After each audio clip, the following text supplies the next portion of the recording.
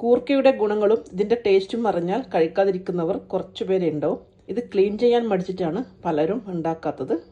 കൂർക്കയുടെ തൊലി ഈസിയായി കളയുന്നത് ഞാനിവിടെ കാണിച്ചു തരാം. അരമണിക്കൂർ വെള്ളത്തിൽ കുതിർത്ത് വെച്ചിട്ടുണ്ട്. ഇതിലുള്ള അഴുക്കൊക്കെ കഴുകിയിട്ട് കൊണ്ടുവരാം.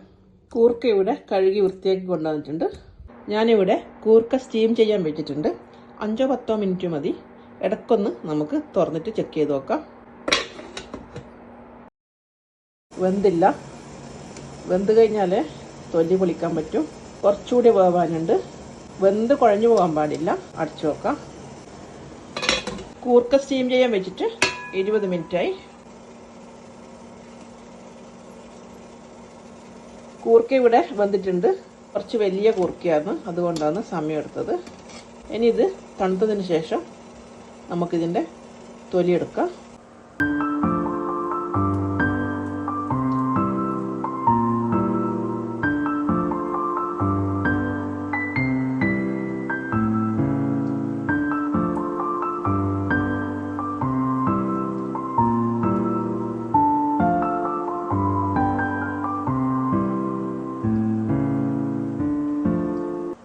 ഈസി ആയിട്ട് എടുക്കാൻ പറ്റും. സ്റ്റീം ചെയ്ത് കുക്ക് ചെയ്യുന്നതുകൊണ്ട് ഇതിൻ്റെ ഗുണങ്ങളൊന്നും പോവുകയില്ല. ഇതുപോലെ ഇങ്ങനെ വലിച്ചെടുത്താൽ മതി.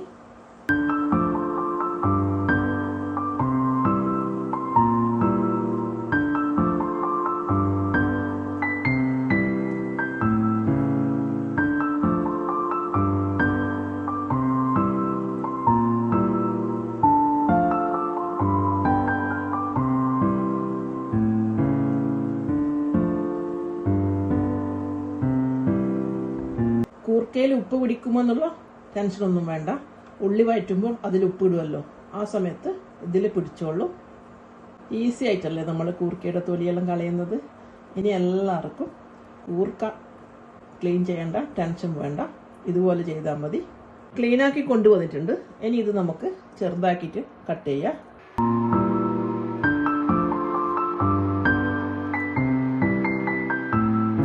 ചീനച്ചട്ടി ചൂടാവുമ്പോൾ വെളിച്ചെണ്ണ ഒഴിച്ചു കൊടുക്കുന്നുണ്ട്.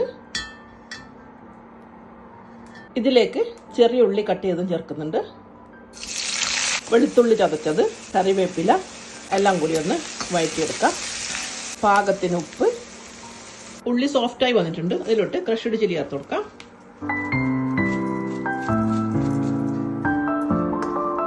മുളക് പൊടി, മഞ്ഞൾപ്പൊടി മിക്സ് ചെയ്യാം.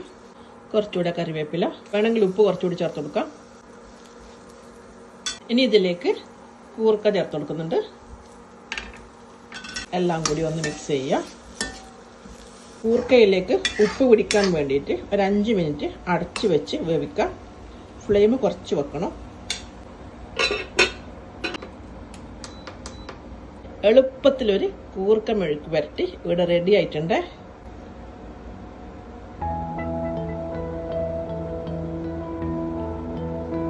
ഈ ഒരു രീതിയിൽ കൂർക്ക ക്ലീൻ ചെയ്ത് മെഴുക്ക് പുരട്ടി ഉണ്ടാക്കി ഇഷ്ടപ്പെട്ടെങ്കിൽ എന്നോട് പറയണേ. സപ്പോർട്ട് ചെയ്യാൻ മറക്കല്ലേ. ബായ്.